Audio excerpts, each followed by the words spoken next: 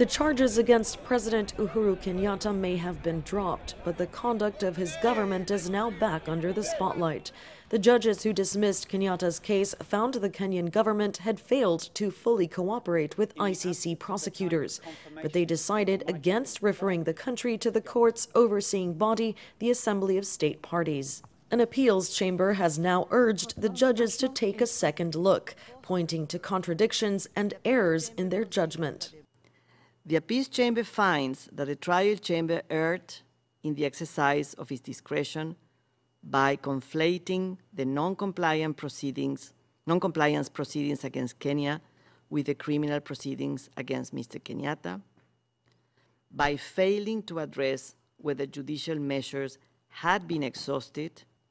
The appeals chamber finds that these errors materially affected the trial chamber's decision not to refer the matter of Kenya's non-compliance. No ICC member has ever been referred to the Assembly of States Parties before, part of the reason the appeals chamber has asked judges to make a more thorough conclusion. They said that the trial chamber should have really considered and made a finding as to whether the negotiations between the Office of the Prosecutor and the Government of Kenya were really at a dead end. Was there any chance that there could have been cooperation? And that seems to suggest that sending a finding of non-cooperation to the Assembly of States Parties is sort of a measure of last resort. It's unclear whether the trial chamber will seek cooperation from the Kenyan government.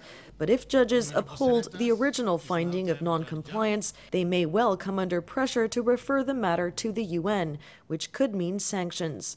Whether the trial chamber has discretion in referring or not referring a finding of non-compliance to the Assembly of State Parties might make it seem arbitrary and even optional for a state to comply or not comply.